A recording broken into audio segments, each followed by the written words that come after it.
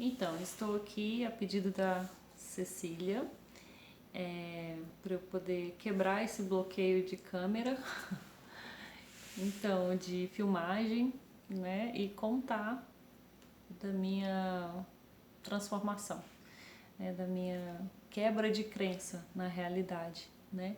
Eu sempre ouvi que Jesus era pobre, eu sempre ouvi que quem nascia pobre tinha que morrer pobre. Eu sempre ouvi coisas negativas na infância que me levaram a ser uma pessoa pobre. Enfim, então eu achava que as pessoas que eram ricas nasciam ricas. E porventura, né, alguém que fosse pobre casasse com uma pessoa rica, tava tudo certo, tava tudo bem. Mas eu não queria, eu queria ser uma pessoa próspera, no entanto eu queria estar sozinha.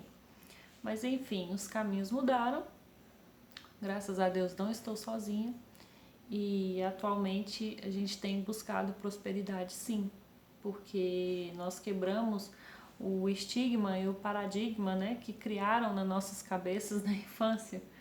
Então, para começar, foi quando eu conheci a imersão do Márcio Michele e eu quis conhecer a igreja, né? Então, a Cecília, ela me convidou, ela e o marido nos convidou, eu e meu marido, para participar de um culto do JB Carvalho. Antes de ir pro culto eu já tinha lido Metanoia e eu fiquei arrasada. Eu fiquei arrasada por conta do conhecimento e da clareza que tem lá. E indico para todo mundo, leiam Metanoia. Leiam se você tem alguma crença com pobreza, alguma crença com escassez e você já ouviu que Jesus era pobre, que você tem que morrer pobre porque você nasceu pobre.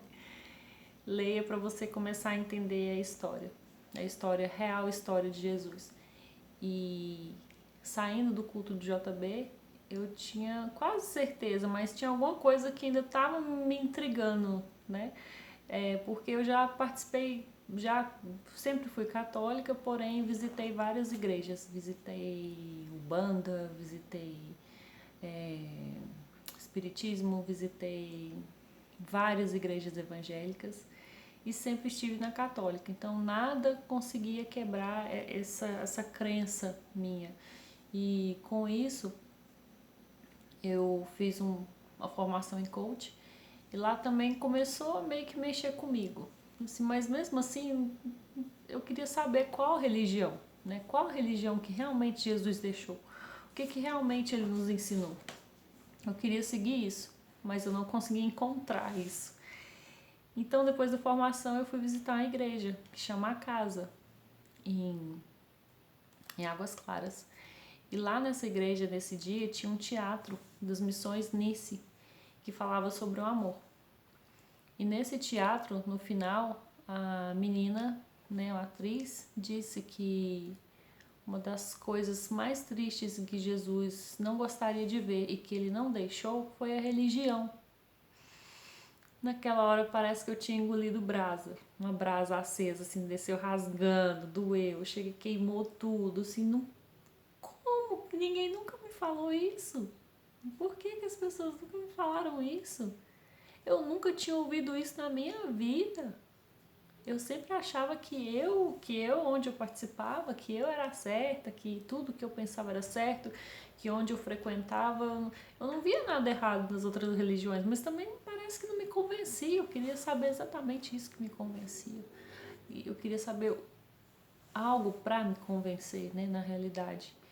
E quando ela disse isso, cara, eu disse, não, é aqui que eu preciso ficar.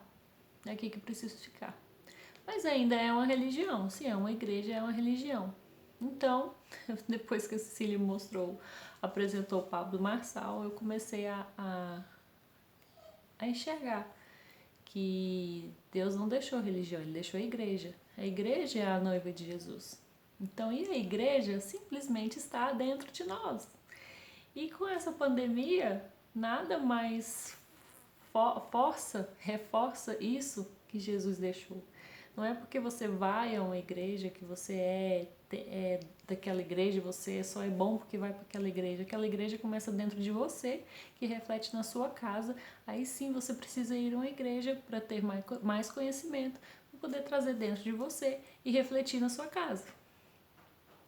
Então, foi isso. Essa quebra é libertador. E conhecereis a verdade e a verdade vos libertará. Então, sou extremamente grata aos conhecimentos que eu obtive. Sem palavras, assim, para ter quebrado essa religiosidade. E a partir dessa religiosidade quebrada, eu entender que Jesus nunca foi pobre. Jesus sempre quis que seus filhos fossem ricos. Jesus sempre desejou que todos prosperassem. De certa forma, usufruir do melhor dessa terra. E é isso que eu tenho feito. Feito o meu melhor, dado o meu melhor como mãe, como esposa, como vizinha, como desconhecida, como voluntária, como tudo que eu puder fazer. Faça o seu melhor sem querer nada em troca. Acho que essa é a maior prosperidade que você pode receber. E a partir dessas ações, elas são muito maiores do que a gente imagina. E Deus não desampara seus filhos em nenhum momento. Ele nunca desamparou. A gente que afasta dele, mas ele sempre esteve ali, desejando que você prosperasse, desejando que você continuasse nessa busca para poder ajudar outras pessoas. Eu acho que é isso. Acho que eu consegui resumir isso. Tô um pouco de vergonha ainda de estar falando para a câmera, mas acredito que eu paguei meu desafio.